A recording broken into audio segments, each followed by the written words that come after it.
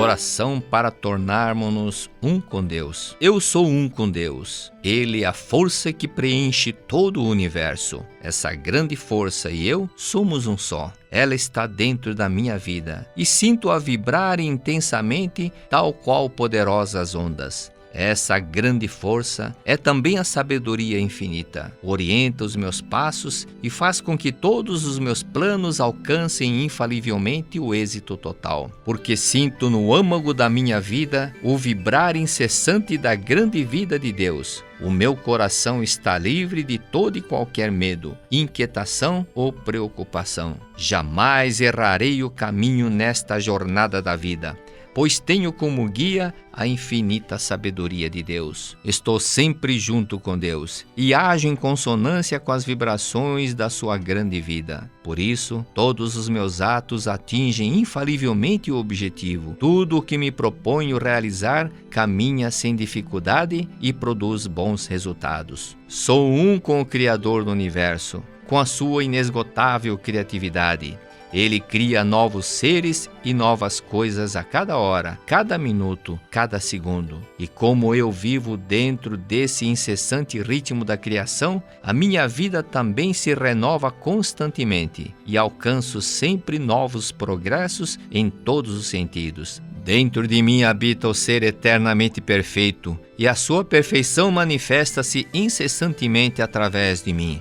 Jamais me esqueço disso e por isso estou sempre repleto de alegria e coragem. Aconteça o que acontecer, não me desanimo, nem me desespero e mantenho a minha alma sempre repleta de luz. Deus me dá força e bênçãos ilimitadas e sinto imensa alegria em trabalhar para o bem da humanidade, dedicando-me aos outros as ilimitadas capacidade e energia que vem de Deus. Dai e ser-vos-á dado. Esta é a lei mental da provisão ilimitada. Em sinal de gratidão a Deus, dedico-me a Ele a primeira parcela de tudo que recebo. Dedico-lhe as primeiras horas de cada dia, os primeiros produtos do meu trabalho, o lucro obtido no primeiro dia do mês. Executo estas ações com o mesmo sentimento de uma criança que deseja alegrar seus pais, exibindo-lhes o boletim escolar e informando-os dos progressos alcançados nas várias matérias. Esses atos são, portanto,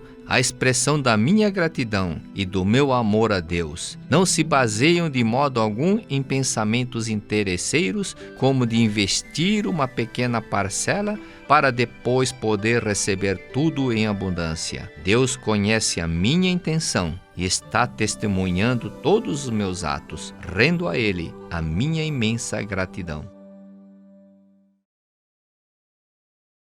Muito obrigado. Tudo bom? Muito obrigado. Vamos à aula 482, desde o início de 2011, e pelo YouTube, aula 111. Então vamos primeiramente para as perguntas e respostas. Feminino, 43 anos, casada, sinto dores nos dois cotovelos. Fiz vários exames que não mostram nada. Perco a força nos braços. O que devo fazer? Uma vez uma senhora disse que o marido sentia essas dores no cotovelo. Então eu perguntei, por acaso ele não sente importunado por alguém que fica fazendo muita cobrança? Ele falou, sim, o chefe dele é assim. Então, quando a pessoa está sendo incomodada, no momento que ela faz o que dá, a cotovelada, vai para lá, sai de perto, não sei, coisa parecida. Então, quando alguém importunando até pode não estar importunando, mas mentalmente ela sente que alguém está fazendo alguma cobrança, que está sempre cobrando, e isso pode gerar esse problema do cotovelo. Isso é do lado psicossomático. Ou então, quando a pessoa fica excessivamente voltando para o passado. Por isso que aquela famosa frase dor de cotovelo, quando a pessoa sente aquela dor de cotovelo, é chamada decorrente daqueles fatos das pessoas, namorados, rompiam o namoro e aí ficavam bebendo e apoiado o cotovelo no balcão, na mesa, por isso que dá dor de cotovelo. Isso é uma coisa que começou a surgir por causa das brincadeiras. Mas esse do lado psicossomático, pode estar acontecendo isso realmente. Mas do lado espiritual, você providenciou registros espirituais para os seus antepassados colaterais? Antepassados colaterais são os tios, tios-avós, por parte do pai e da mãe também. Tio, tia, tio, tios-avós, tias-avós também, ok? Então, se não providenciou, por parte da família do pai e da mãe, providencie também. É muito comum acontecer problema nos braços, no cotovelo, quando ocorre algum antepassado de pedir socorro, e esse antepassado é um tio, o tio-avô, e normalmente é um tio que gostava muito da pessoa, então são tios que não tiveram filhos, ou se tiveram filhos, são aqueles filhos que não oram para os antepassados, então ele acaba pedindo socorro para quem pode realmente ajudá-lo. Providencie registros espirituais e o nome de cada tio, de cada tia, ok? Então essa perda no braço pode estar relacionada então a antepassado que está sofrendo no mundo espiritual. E para entender melhor, leia o livro Melhor Seu Destino, orando pelos antepassados. Por esse fato, também, agora, em casa, né? Também em casa, deve ser ler a suta para os seus antepassados, diretos, pais, avós, bisavós, tataravós, para os seus antepassados. E os demais parentes, assim, providencie registros espirituais, ok? Pergunta número 2. Feminino, 37 anos, solteira, tenho um filho de 7 anos. Logo após ser separado do pai do meu filho, voltei a morar com meus pais. Meu filho, desde pequeno, se mostrou nervoso, revoltado e pessimista. Quebra coisas, machuca animais e plantas, desrespeita a mim e aos meus pais. Grita conosco e vem nos bater, reclama de tudo e não segue regras. Meus pais idosos cuidam dele para eu trabalhar. O pai dele tem o mesmo temperamento. Seria isso um karma familiar? O que devo fazer para que ele se manifeste mais verdadeira? Bom, a agressividade, esse tipo de temperamento existe porque tem uma causa. E essa causa não é essa hereditariedade pelo comportamento do pai, não. Então, pelo que entendi, você não era casada quando engravidou do seu filho. E quando soube da gravidez, você ficou super feliz, muito feliz, a ponto de telefonar para os seus pais? Acredito que não. Quando você soube da gravidez, você não sentiu um choque, um desejo de eu não queria o filho agora, alguma coisa parecida? Então, esse tipo de recepção que você deu no momento que soube da gravidez, é isso que causa esse problema para o filho. Ele ficou ressentido, muito ressentido, porque não foi amado desde o início. Mesmo que ele fosse apenas um feto, mas o espírito não era de 1 mês de idade, nem de 20 dias, não. O espírito já é veterano, o espírito já teve muitas outras encarnações. Então ele captou tudo isso, ficou no inconsciente dele, o consciente dele não tem essa informação, não lembra, porque não viu, não presenciou nada disso, mas o subconsciente registrou tudo isso. Por isso, se isso aconteceu, faça a oração do perdão para ele, peça perdão na cabeceira dele, e todos os dias, em seguida leia a Sutra Sagrada, Chuva de Néctar da Verdade, comece pela revelação divina da harmonia, todos os dias na cabeceira dele, dê prioridade para isso. Mesmo que você, mas eu preciso ver meu laptop para ver se eu tenho e-mails, alguma coisa. Faça primeiramente a oração para o seu filho, ok? Agora, outro detalhe. Por acaso, isso também, esse tipo de comportamento ocorre quando há aborto. Quando há aborto, o filho que foi abortado fica muito revoltado, ele passa a agir de forma agressiva, fica com mãos geladas, troca a noite pelo dia, gosta de comer muito doce, coisa parecida. Então, se isso aconteceu, leia o livro Pela Paz dos Anjinhos, dê um nome, não é só oração, não é somente ler a sutra, 1, 2 sutras para os anjinhos que foram abortados, não. É importante dar o nome, pedir perdão pelo que aconteceu, e em seguida ler a Sutra Sagrada, Chuva de Néctar da Verdade, ok? Faça isso, se não sabe o sexo, dá um nome unissex, faça isso durante 21 dias ou 49 dias para esse anjinho, ok? Então, ore durante esse período. E outro fato que pode estar realmente acontecendo é quando você esperava a menina e veio o menino, alguma coisa assim. Assim também magoa. Tem muitos casos de filhos que ficaram magoados porque estava definido vir naquele sexo e veio no outro. Então acontece problema de revolta, de sentimento. Quando é menina, geralmente acontece problema no ovário. Então é importante corrigir a causa. Outra pergunta, feminino, 72 anos, união estável. Frequenta a ceitionei há 3 anos, nasci com infecção crônica nos 2 ouvidos. Com 19 anos, fiz cirurgia no ouvido esquerdo para amenizar a infecção que acarretou sequela no nervo facial esquerdo. A infecção do lado direito destruiu vários ossos, acarretando perda da audição. Terei que fazer a nova cirurgia. Como deveria proceder para que as cirurgias transcorram sem anormalidades ou consigam uma melhora da audição do ouvido esquerdo? Então, vou repetir. Frequenta a ceitionei há 3 anos, nasci com infecção crônica dos 2 ouvidos. Então, nasceu com esse problema. Com 19 anos, fez cirurgia do ouvido esquerdo para amenizar a infecção que acarretou sequela no nervo facial esquerdo. Bom, primeiro, o fato que nós temos que verificar, que você tem que analisar é o seguinte. A sua mãe deve ter passado momentos de muita ansiedade, porque você já nasceu com esse problema de audição. Então, deve ter passado momentos de ansiedade, preocupação, nervosismo, ou desarmonia com seu pai, ou com o sogro, com a sogra, ou com alguma outra pessoa, no período que esteve grávida de você. E, pela sua idade, é possível que ainda sua mãe esteja viva. Por isso, então, converse com ela e verifique se realmente isso aconteceu. Se ela lembrar que aconteceu, aconteceu, mas muitas vezes a pessoa não tem lembrança do que ocorreu. Mas se ela lembrar, peça para ela fazer oração do perdão para essa pessoa durante uns 30 dias que seja, ok? 30 vezes por dia, ou 30 vezes durante um mês, ou durante 20 dias. Pelo menos é importante que ela faça. Outro detalhe. Há casos de mulheres que ficam apavoradas por terem engravidado quando solteira. Então ela não esperava e esperava essa gravidez e naquela afobação pensa em abortar. Isso também causa mágoa para o filho que está na barriga. Se isso aconteceu com a sua mãe, volte mentalmente para aquele período. Se a sua mãe, por exemplo, ficou grávida muito cedo ou não estava casada, alguma coisa parecida, que ela não esperava a gravidez, ou você é filha temporão, alguma coisa semelhante. Então, se isso aconteceu, dela não aceitar com alegria a gravidez, então converse com ela. Não precisa tocar no assunto. Você volte mentalmente para a época, faça autorregestação. A autorregestação está no livro Conquista a Felicidade com Amor.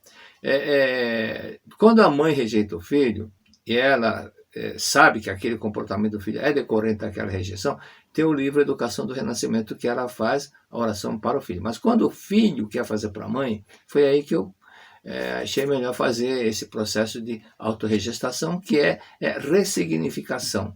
Ressignificação em psicologia, ok? Então você volta mentalmente para a barriga da sua mãe e pensando que está na barriga dela, vai fazendo a oração do perdão pelo fato que aconteceu. E leia o livro Buscando o Amor dos Pais. Então veja com a sua mãe ou com seus pais, se algum antepassado ou parente morreu com o mesmo problema, ou de acidente, por exemplo, morte trágica que afetou o ouvido. Uma ocasião,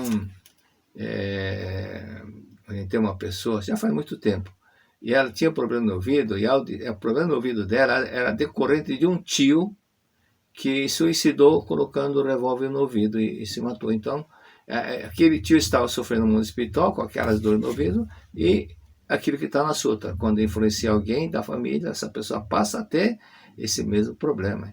Então, se aconteceu isso, alguma coisa um acidente ou então uma morte trágica desse tipo, verifique quem foi e faça uma oração para essa pessoa. Faça oração durante 21 dias, 30 dias ou 49 dias, especialmente para essa pessoa. E no caso dessa pessoa que eu citei, a dor desapareceu completamente quando foi providenciado orações para o tio. Outra pergunta. Feminino, 49 anos, solteira. Sou portadora de fibromialgia desde os 36 anos. Já fiz uso de todos os medicamentos existentes destinados a essa doença. Contudo, eu não obtive nenhuma melhora. Só senti efeitos colaterais e gostaria de uma orientação. Bom,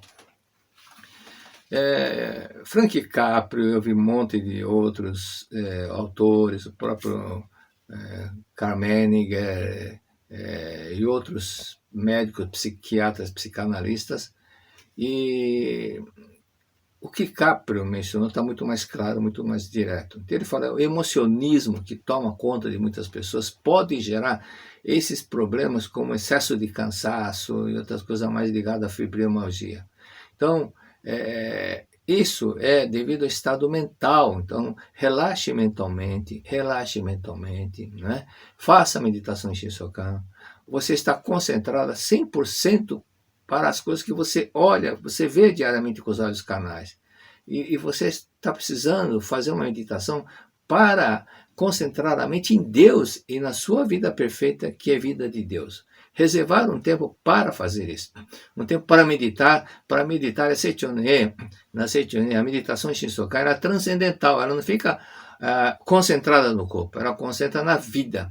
Por isso que diz, deixa o mundo dos 5 sentidos e entra no mundo da imagem verdadeira, no mundo celestial, no reino de Deus. E aí você vai contemplar a sua vida, que é vida perfeita, conforme Deus criou, pura, perfeita, sagrada, eterna, indestrutível, imortal. Você vai sentir-se uno com Deus. Você em união com Deus. A mesma vida de Deus, pai e filha, né? Deus Pai, Deus a Mãe, e nós que somos filhos de Deus. Então vai meditar durante um tempo, concentrar sobre isso. Não fique nessa hora, deixa o mundo 5 sentidos mesmo. Não adianta você falar, deixa o mundo 5 sentidos e ficar só pensando nas coisas, na preocupação, despreocupação daquilo e aqui. Aliás, que você está sempre muito preocupado. Isso é uma coisa que te atormenta muito, é a preocupação. E a preocupação e a ansiedade, no fundo, é um pouco de medo de que as coisas não aconteçam. O medo faz gerar essa ansiedade, será que vai acontecer? A preocupação, será que vai acontecer? Não vai acontecer? É um pouco de medo que está ainda no inconsciente, ok? Então não queira fazer tudo de uma vez só. Estabeleça uma prioridade. Se você tiver 10 tarefas, dê uma nota de 1 a 10, qual que é a prioridade? E depois você vai fazendo pela prioridade. A número 1 faça primeiro, a número 2 em seguida, a número 3 em seguida. Mas não fazendo atabalhoadamente, de repente você está fazendo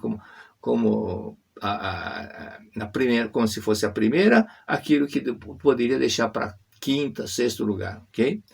Na página 34, na página 54, na verdade, da vida, volume 34, tem um caso de uma mulher muito semelhante, porque a neurastenia está muito ligado à fibromialgia, ok?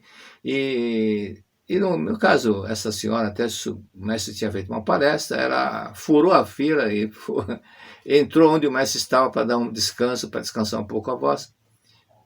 Mas o mestre atendeu com boa vontade, apesar de estar muito cansado. Então ela disse que estava com fibromialgia, com neurastenia, e ele percebeu que era uma aflição na mente dela. Então ela fala, você está com problema na sua casa, não está? E realmente ela estava com problema com o esposo. Muito problema. Não era que ele tivesse errado, mas ele fracassou nos negócios dele, ele estava muito bem, achou que sabia muito, abriu o próprio negócio e não foi para frente. E pelo fracasso ele começou a beber. Mas é uma coisa que ela via, procurava entender, mas não estava entendendo. E com isso acabava gerando conflitos. Por isso, não se apegue a certas coisas, apenas se no caso, como você é solteira, pode estar com um problema, alguma preocupação com algum irmão, alguma irmã, alguma coisa parecida, até, ou com o pai, ou com a mãe, ou com um hábito, algum vício de alguém. E isso está te preocupando. Muitas vezes também o seu próprio trabalho, excessiva preocupação e querendo fazer tudo uma vez só. Então, relaxe um pouco. E às vezes quando você faz com pressa, conforme ditado, quem tem pressa come cru e acaba tendo que refazer porque não foi feito com calma, não fez com conferência, não procura avaliar se estava correto ou não. E também ouça o CD Poder da Oração. Creio que esse CD vai te ajudar muito. Ouça, e com alguém da família que você está um pouco preocupada, um pouco tensa, pratique essa oração, veja a natureza divina dessa pessoa e toda hora repita, você é filho de Deus, você é amado, você é harmonioso, você é filho de Deus, você é amado, você é harmonioso. Repita isso. E outra coisa, vá na academia, não sei onde você mora, mas na academia de treinamento espiritual da Seichonei. Se você mora no Nordeste, vá lá na Academia Santa Fé. Quando normalizar, vá assistir um seminário de no mínimo de 3 dias, né? Então, se for lá no Pará, vai na Academia da Amazônia, que fica lá no Belém do Pará. Então, se for na região de Goiás, tem a Academia lá de Goiânia, tem de Santa Tecla, Rio Grande do Sul, tem a Academia de São Paulo e Biúna, e tem a de Minas Gerais também, ok? Então vá assistir um seminário na academia e leia lições para o cotidiano. E não esqueça do Shinsokan. Outra pergunta. Feminina, 61 anos, divorciada. Meu pai e 4 irmãos desencarnaram com essa doença. E tem mais um que está vivo, porém foi retirado todo o estômago. Só um irmão foi no pulmão. Os demais foram aparelho digestivo. Eu gostaria de saber por que há tantos casos de câncer na minha família. O que devo fazer para eliminar essa ilusão? Na Sutra Sagrada, Chuva de Néctar da Verdade, capítulo Espírito, está muito claro. Existem espíritos que não têm coração e sofrem de doenças cardíacas, que não têm estômago e sofrem de doenças gástricas. É o que está acontecendo com a sua família. Eles não têm alguma coisa, alguma doença, não tem alguma doença porque o corpo canal que estava doente morreu, mas acredita que está doente e continua sofrendo lá no mundo espiritual com esse problema. Então o que tem que fazer? Você tem que libertá-los desse sofrimento, que a verdade liberta, disse Jesus Cristo. Então a verdade é você ler a Sutra Sagrada, Chuva de Néctar da Verdade, que é a verdade em linguagem atual, que eles vão entender. Faça para todos esses irmãos, tios, né, que faleceram, seu pai, seus tios, os irmãos do seu pai que faleceram com a mesma doença, faça uma oração especial para eles 21 dias e leia a Sutra Sagrada, chamando o nome por nome. Quando terminar a Sutra, diga agora regresse para o mundo espiritual, que amanhã nós vamos continuar no mesmo horário. Faça durante 21 ou 30 dias, ok? Ou 49 dias. E lendo a Sutra, outro detalhe, você está lendo a Sutra Sagrada Chuva de Néctar da Verdade para todos os seus antepassados, e antepassados do seu ex-marido. Se você tem filhos com ele, é bom que faça também, ok? E em outro horário, então, faça especialmente para esses tios, pais e tios que faleceram com o mesmo problema. E no caso de antepassados, horário diferente para antepassados, todos por parte do pai e da mãe, e conforme eu disse, se teve filhos com o ex-marido, então é bom que leia também, porque são antepassados do próprio filho, dos próprios filhos, ok? Outra pergunta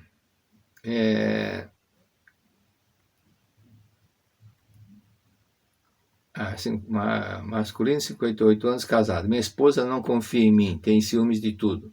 No trabalho, no ponto de ônibus, na escola, na rua, em qualquer lugar em que estejamos. Temos 28 anos de casamento, 41 anos de convivência entre namoro e casamento. Ela é filha de pais separados, as irmãs são separadas, tias, sobrinhas, primos, e eu não sou infiel. O que posso fazer para resolver o problema? Bom, na realidade ela não quer sentir isso, mas uma força que está no inconsciente faz com que ela haja, ela proceda dessa forma. Não é diabinho, nada disso não. Essa força é uma coisa que ela presenciou. É um sentimento que ficou registrado, é essa força que eu estou dizendo. Um sentimento de ver os pais se separando. Então, e eles se separaram por quê? Mas esse fato que levou à separação e o fato dela ter presenciado os pais se separando foi muito forte para ela, muito forte mesmo. Por esse motivo, ela tem medo que aconteça com ela. Quando ela tem medo, ela quer agarrar para que não aconteça.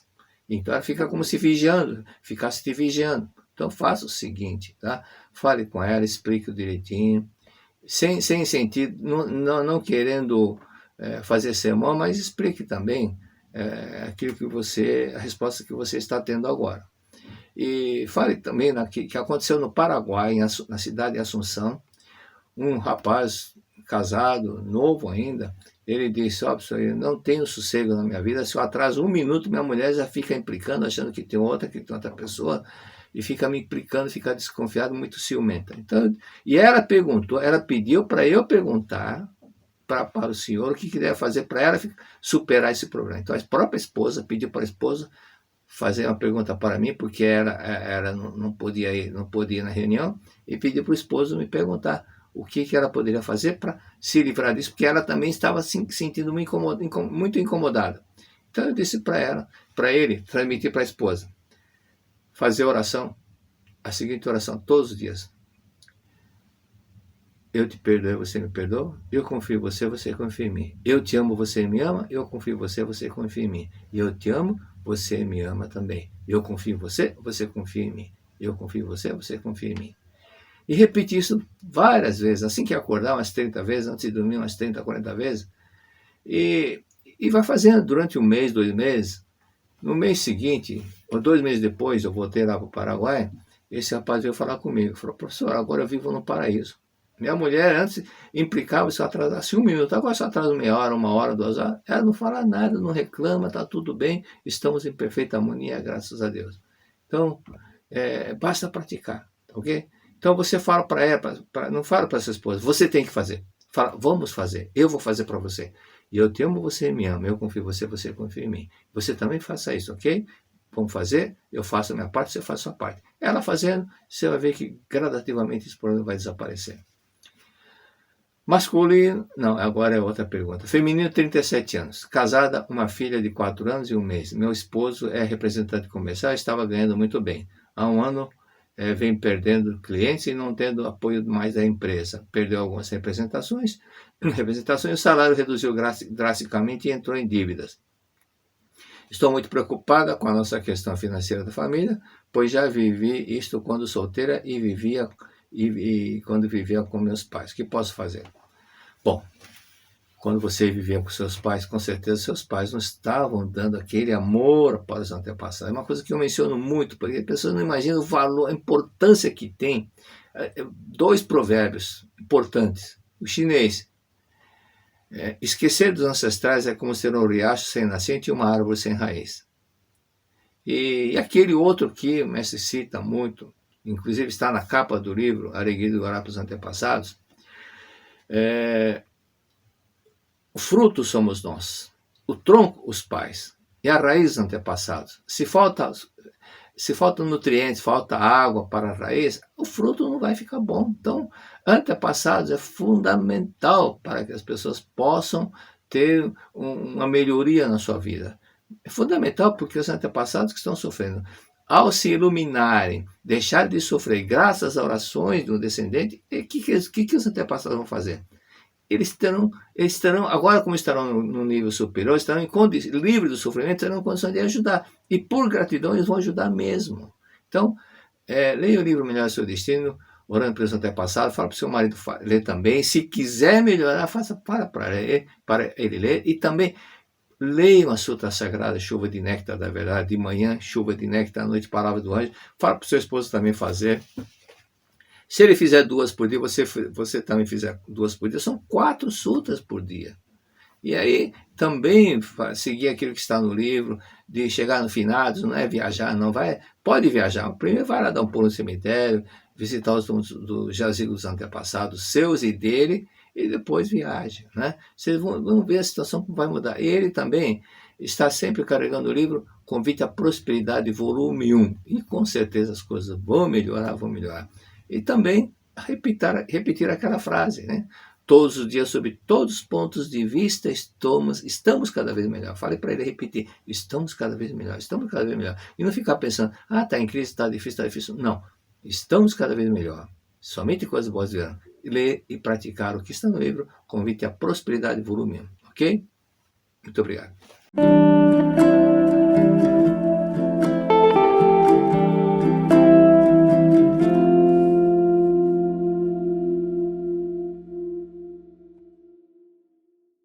Muito obrigado. Então vamos à parte 2. Primeiramente os abraços para a Regional BH Paraíso, Raposos, Minas Gerais, Aracaju, Sergipe, Forquilinha, Santa Catarina, Itatiba, Santa Catarina. Tem Itatiba, São Paulo também. Acho que vai São Paulo, se for engano, São Paulo. Frederico Westphalen, Rio Grande do Sul. Regional Passo Fundo, Rio Grande do Sul. Goiânia, Regional Goiânia. Nova Iguaçu, Rio de Janeiro, Regional Bahia Pituba, abraço para Criciúma, Santa Catarina, Patrocínio, Minas Gerais, BH Caiçara, Regional São José dos Campos, Jundiaí, São Paulo, Barreiras, Bahia, Iturama, Minas Gerais, Itapevi, São Paulo, Jales, São Paulo, São Bernardo do Campo, a veterana pretora Maria Assunta está assistindo sempre, muito obrigado, Diadema, São Paulo. E uma notícia tanto triste para familiares, para os amigos do senhor Mitsui Inoue, Mitsui José Carlos Inoue, que está sempre presente nessas aulas, sempre mandando, escrevendo no chat, inclusive nas lives em espanhol. Ele regressou para o mundo espiritual com um infarto, sempre presente. Bom, nesse caso, de repente, algumas pessoas podem pensar, por que assim? Há muitas pessoas que morrem de repente porque não precisa ficar se purificando. Algumas pessoas ficam sofrendo, devido ao sentimento de impureza que guarda no seu inconsciente. Então fica se purificando, por esse fato é que às vezes as pessoas que não têm que purificar, deixam o corpo carnal dessa forma, ok?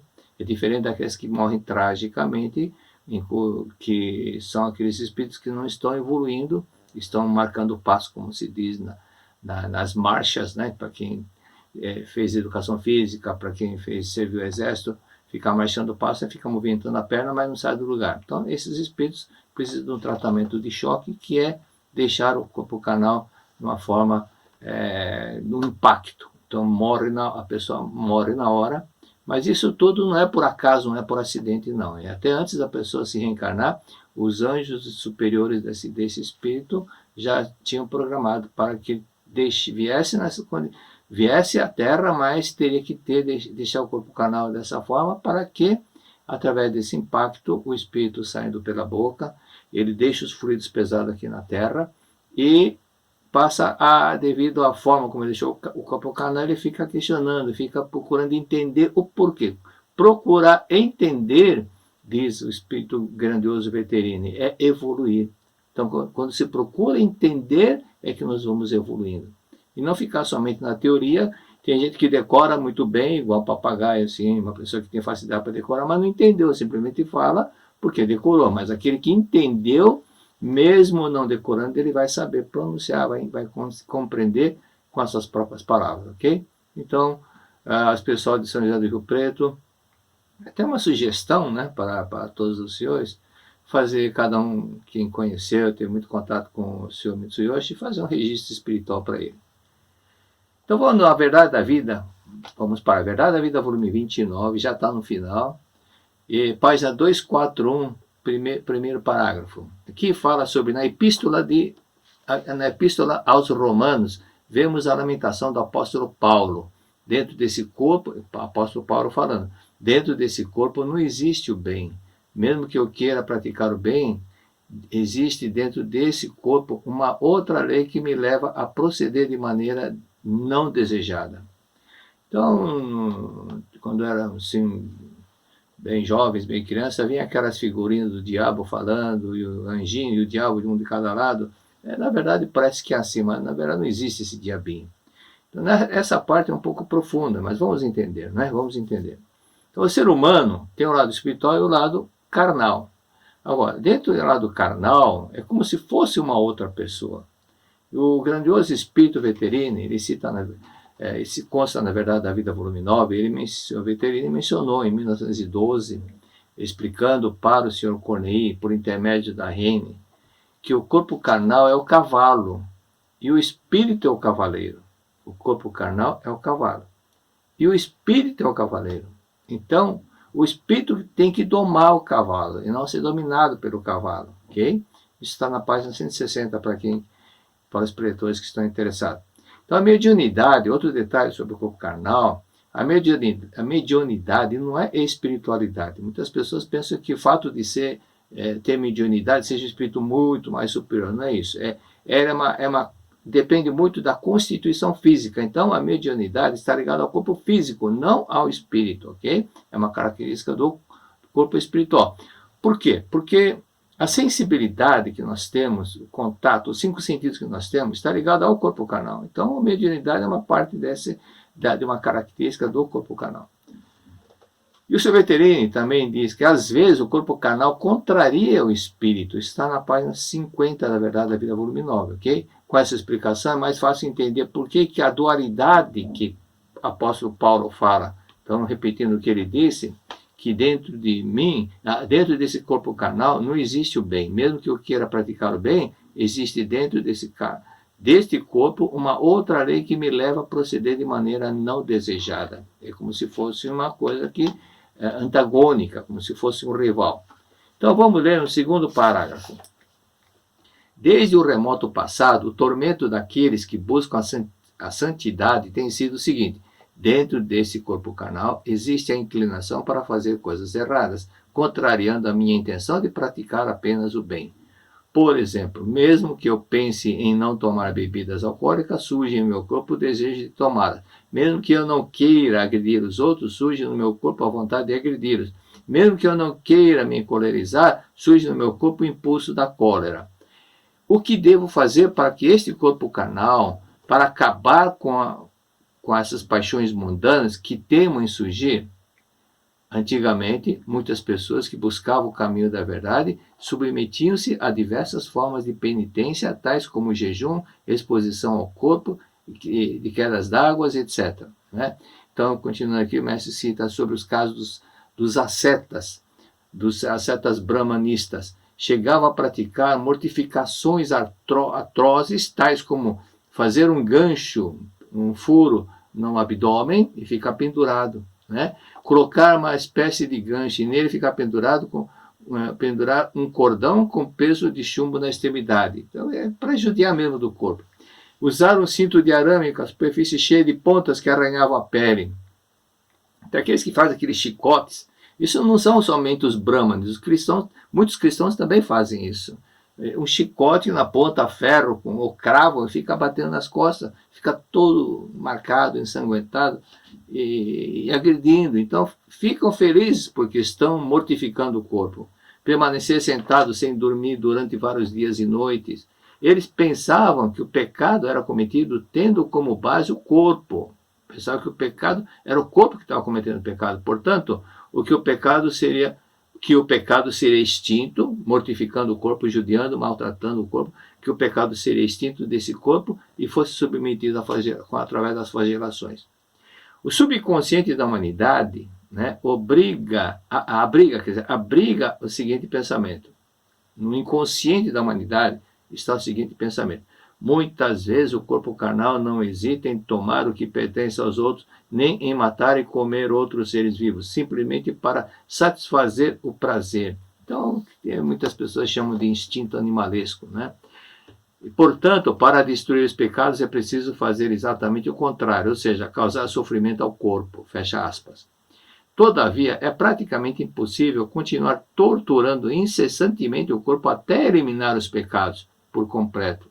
Até eliminar o completo, ficar torturando, não tem como eliminar todos os pecados. Então, inevitavelmente, chega-se à conclusão de que a salvação só poderá ser alcançada após a morte. Só poderá ser alcançada após a morte. Então, hoje mesmo eu vi no muro do cemitério, lá quem é de São Paulo conhece o cemitério da Quarta Parada, está ali: a morte é a morte que salva. Não sei se foi proposital, ou então escrita por uma pessoa que busca mortificação, ou se foi por brincadeira, né? A morte que salva.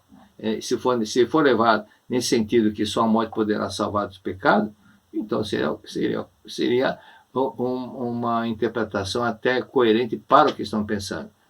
Mas a forma de libertarmos vem mais adiante, ok? Não é somente ficar se martirizando. E na página 242, nas últimas 3 linhas, está escrito lá: enquanto pensamos que o corpo carnal é uma existência real, inevitavelmente desprezamos e torturamos o nosso corpo, responsabilizando-o pelos nossos pecados, tal como o apóstolo Paulo que lamentou: dentro desse corpo não existe coisa boa, mesmo não querendo, sou forçado a pecar. Porém, a partir do momento em que compreendemos que este corpo carnal não tem existência real, o corpo carnal não tem existência real, porque ele não é eterno. Ele é temporário, então não é uma existência real, apenas um uniforme que é igual, como se fosse um uniforme escolar, é um uniforme carnal. Então, aquele fato que menciono do astronautas que vai para o espaço sideral precisa usar uma roupa de astronauta, mas quando ele termina a missão, ele volta, despe aquela roupa de astronauta, não vai ficar andando com ela, vivendo com ela. Então, terminou, tem que desfazer. É a mesma coisa, né? Antes de nós reencarnarmos, Nós sabíamos disso, nós sabíamos que iríamos ter um novo corpo carnal, assim como já tivemos outros e muitos outros corpos carnais em países diferentes, cidades diferentes, famílias diferentes, né? Então isso tudo faz parte da nossa evolução. A pessoa é a mesma, que é o nosso espírito, ok? Somos nós. Mas o corpo carnal vai mudando. Então não é que o corpo carnal seja uma existência eterna, não é. Isso jamais será, ok? Então, se fosse, o ser humano não viveria 100, 120 anos, viveria milhares de anos com o mesmo corpo carnal. Mas não é, isso é só temporário. Então, o espírito muitas vezes veste um corpo diferente, um país diferente, situações diferentes, e como um artista, ele sobe no palco para interpretar determinado papel, numa outra peça ele vai interpretar outro papel, e assim vai fazendo as suas interpretações, assim vai cumprindo suas missões, ok? Então, nas últimas 3 linhas, que nós estamos lendo aqui diz o seguinte: compreendendo que nós não somos meros seres carnais, nós não somos simplesmente o corpo carnal. O corpo carnal é uma ferramenta, é um uniforme nosso. Compreendendo que nós não somos meros corpos carnais, mas sim a grande vida, ou seja, a própria vida de Deus manifestada concretamente. Nós somos a grande vida de Deus, ou seja, a própria vida de Deus manifestada concretamente neste mundo. Compreendemos também que somos isentos do pecado. Experimentem repetir, assim que acordar, várias vezes por dia. Sou filho de Deus, sou vida de Deus, sou espírito, sou eterno, sou imortal. Sou filho de Deus, sou vida de Deus, sou espírito, eu sou eterno, sou imortal. Repete, veja que uma coisa interessante começa a acontecer e parece que vai abrindo assim um horizonte grande, porque você vai gravando, entendendo e se conscientizando que nós não somos meros corpos carnais. Eu sou vida de Deus, sou filho de Deus, eu sou espírito, sou eterno, sou imortal. Repete, é muito bom e a pessoa se sente mais leve, se sente mais iluminada, e tudo isso são benefícios que nós conseguimos também através da meditação Shin Sokan. Por esse fato que a comunhão que é feita assim na Igreja Católica é nesse sentido, da pessoa entender que ele é, por isso que pelo menos antigamente se fazia, confessava-se, depois tinha a comunhão, a hóstia representando Deus, e que Deus estava com a gente e nós estávamos com Deus, né? Que Deus estava dentro de nós, nesse sentido. Então nós estamos em união com Deus. Então, o objetivo da Shinsokan não é simplesmente ficar meditando, repetindo, não. Nós temos que imaginar, visualizar a cena de que o nosso eu verdadeiro, que é a vida de Deus, é perfeita. E nós somos filhos de Deus, por isso que até mestre em alguns livros ele cita, na meditação Shinsokan você dizer, eu sou filho de Deus? Sim, eu sou filho de Deus. Sim, eu sou filho de Deus. Eu sou filho de Deus. Então, enaltecendo, repetindo gradativamente. Então, experimente fazer. Sou filho de Deus, sou vida de Deus, sou espírito, sou eterno, sou imortal. Ok? E na página 243, esse estado psicológico, bem no final está escrito, estados psicológicos que criam doenças. Sempre digo que no íntimo de todos os seres humanos está profundamente gravado, esse texto que nós vamos ler agora, está no livro A Humanidade Isenta do Pecado. Ou seja, o professor Kamino Kusumoto, que fez a compilação, ele extraiu dos 40 volumes da Verdade da Vida, trechos que falam sobre pecado e karma, ele inseriu esse trecho. Sempre digo que no íntimo de todos os seres humanos está profundamente gravado aquilo que se chama ideia do pecado. O desejo consciente ou não, ou seja, consciente ou inconsciente, de redimir os pecados, leva as pessoas a torturarem seus próprios corpos. O desejo de redimir os pecados, de se purificar, é uma coisa natural nossa. Por isso que as pessoas sentem a necessidade de tomar um banho. Então, mesmo caso de uma ferida que ocorre no pus, o pus vem os anticorpos e começa a expulsar as impurezas, para purificar aquela parte. Então, os anticorpos também já têm esse trabalho de ajudar a purificar. Por isso que o fato de purificar, escovar os dentes, é uma purificação que nós fazemos. Todas as manhãs, escovamos os dentes para purificar também os nossos dentes. Tudo isso faz parte da purificação em todos os sentidos, ok? Então, da mesma forma, a pessoa ficar lá um tempão sem tomar banho, faz um serviço aqui, outro serviço lá, serviço braçal, e não toma banho, mal-estar, né? Mal-estar. Então, o desejo consciente ou não de redimir os pecados leva as pessoas a torturarem seus próprios corpos. Assim como as ascetas do brahmanismo, as pessoas em geral também torturam seus corpos. Mas esses ascetas, né, torturam o corpo por fora, ao passo que as pessoas comuns fazem por dentro, criando doenças de todos os tipos e depois se queixam aflitas. Então as pessoas ficam criando doenças para torturar a si própria. Então, a si próprio. Então, lembrando o caso que quem assistiu o filme ao filme Nosso Lar, quando o André Luiz morreu, e daí chegando lá no hospital, e perguntaram, você morreu de quê? Ele falou, uma doença. Ele falou, não, você suicidou. Você se suicidou. Eu não me suicidei. Mas você, odiando, magoando, guardando mágoa, você está se matando, vai estar mortificando o seu corpo. Isso é suicídio. Você criando dentro do corpo, guardando, segurando, retendo, armazenando ódio e aqueles ressentimentos de raiva, desejo de vingança, de todas as coisas a mais, você está mortificando o seu corpo. Então isso é suicídio, na verdade. Não é? Por isso que Carl cita que as pessoas que vivem constantemente doentes, na verdade, estão cometendo suicídio parcial, por etapa, suicídio à prestação. Então, compensa ficar odiando, compensa ficar segurando mágoa, ódio, desejo de vingança, isso é coisa do ego. E o ego só acaba destruindo a própria vida da pessoa, não é? Então o mestre diz aqui, esses ascetas torturam o corpo por fora, mas as pessoas comuns torturam por dentro, criando doenças de todos os tipos e se queixam aflitas. Estou com tuberculose, sofro do coração, estou com esgotamento nervoso, mas no íntimo essas pessoas doentes experimentam uma espécie de prazer pelo fato de se encontrarem nesse estado. Conscientemente, a nível do raciocínio, pensamento, elas sofrem, gemem, se queixam dos enorme despesa de remédios e tratamentos. Mas no seu inconsciente, elas sentem prazer por estarem doentes. Sentem prazer no subconsciente por estar doente. E da mesma forma que os praticantes asceses sentem prazer em submeter-se a jejuns prolongados ou banhos de água gelada. Então, a pessoa fica lá se mortificando. Até vocês podem entrar na internet e ver essas pessoas que torturam os próprios corpos. É uma coisa assim de rastejar, de ficar ensanguentado. E ficam felizes porque estão fazendo isso. Mas isso é um prazer masoquista, não é verdade? Então, realmente, Deus não quer isso, Deus não deseja isso. Não é Deus que mandou. E nunca Jesus Cristo falou para fazer isso, nunca ele falou isso.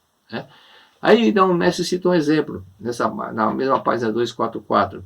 Numa cidade da província de Yamaguchi, mora um farmacêutico que aqui vou chamar de... Ele vinha sofrendo havia muito tempo de uma doença renal crônica. Esse farmacêutico vinha sofrendo doença renal crônica. Certo dia, o laboratório farmacêutico mandou-lhe um novo remédio para os males dos rins. E juntamente com a seguinte carta: estamos enviando um novo remédio para doenças do rim de grande eficácia. Solicitamos que o senhor experimente este produto. Garantimos-lhe que, após um mês de uso desse remédio, o senhor não mais constatará a presença de albumina em sua urina. Tomando esse remédio, vai sentir que a albumina vai desaparecendo da urina. Se depois de um mês ainda for constatada a presença da albumina em sua urina, o senhor não precisará pagar nada. Mas se o remédio surtir efeito, queira, por gentileza, efetuar o pagamento de 30 ienes, naquele tempo era um dinheiro significativo, que é o valor desse remédio. O farmacêutico, então, começou a tomar e foi notando que realmente a albumina foi desaparecendo, a urina foi ficando cada vez mais clara, e a albumina na urina foi desaparecendo. Aí, quando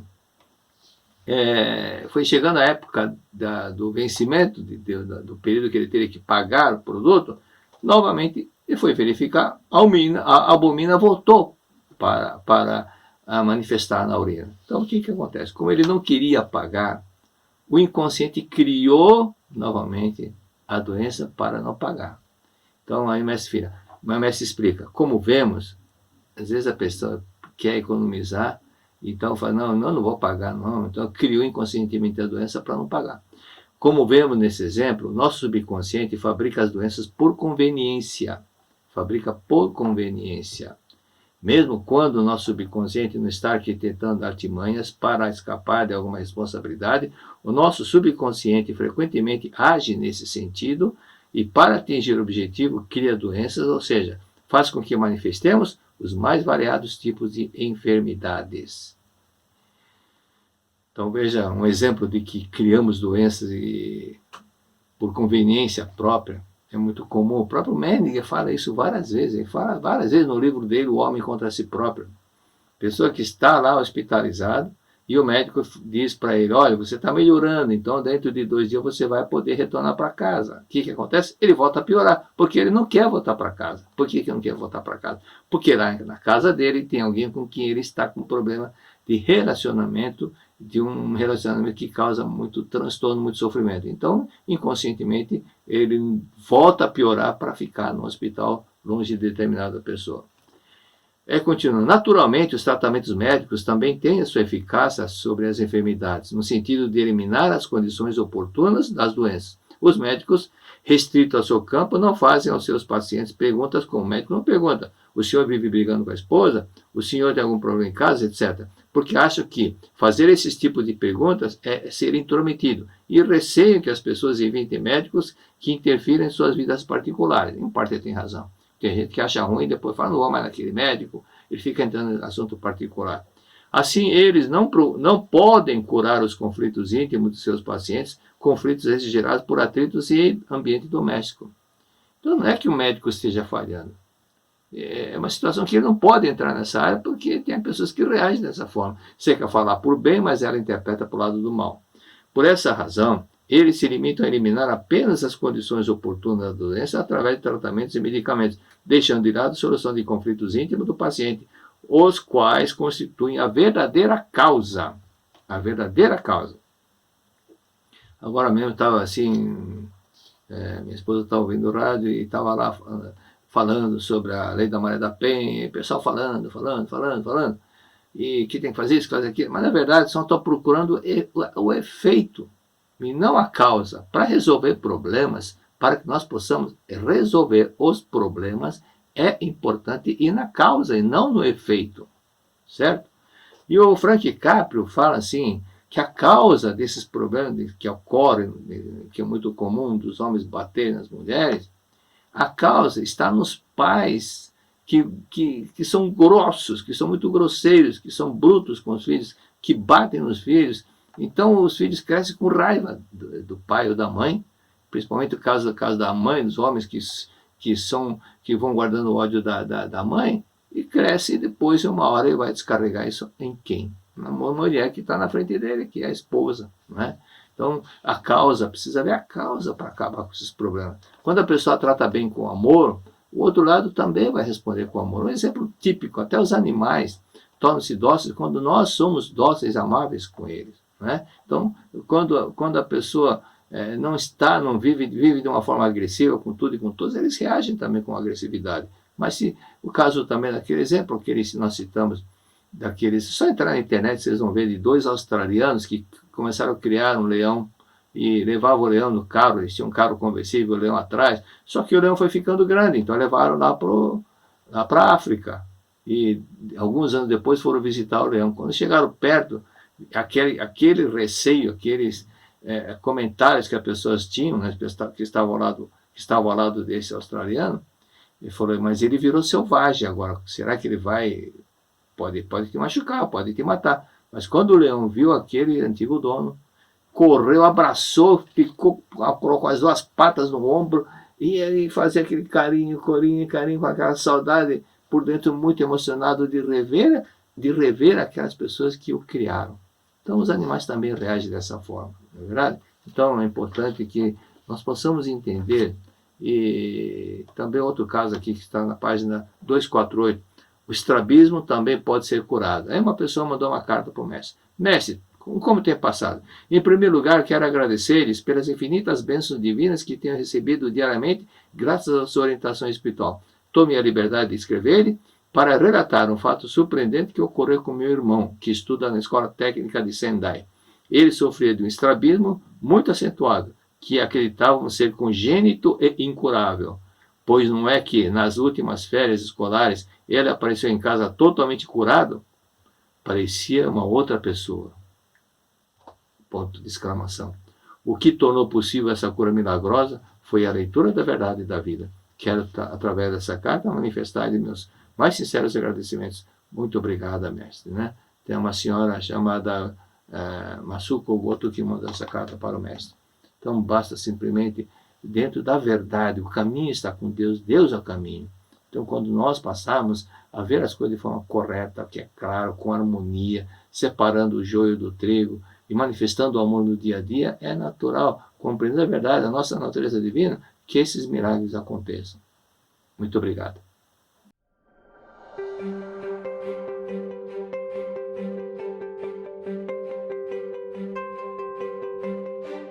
Ensinar, conduzir e inspirar pessoas faz parte da vivência de todo educador. Construir e compartilhar ideias por um mundo de amor e cooperação mútua é o desejo que habita a alma de todos nós.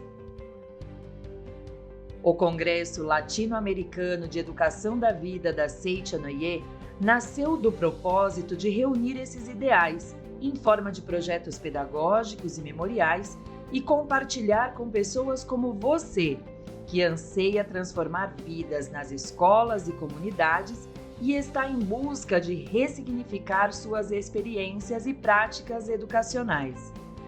Partindo do princípio de que todo ser humano é possuidor de potencialidade infinita e baseados no correto uso do poder da palavra, delinearemos juntos novas alternativas e ações que permitirão desenvolver a autonomia dos educandos, o encantamento, o olhar inclusivo e fomentar as bases que consolidarão uma nova civilização ética, empática e permeada de valores eternos.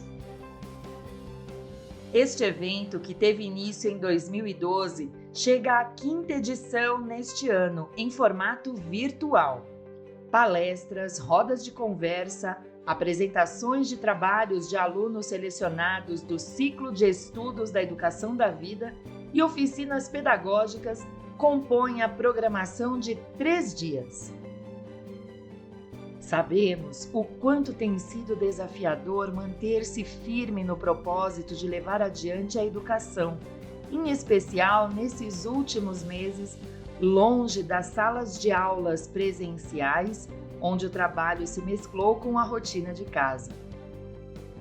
Sabemos também, querido educador, que você se descobriu e se reinventou em formatos de ensino remoto, porque tinha dentro de si a clara finalidade de continuar dedicando amor pelo aprendizado daqueles que se apresentavam por trás de uma câmera e um microfone, ou compreender aqueles que, por inúmeras razões, faltaram-lhes recursos e precisaram parar.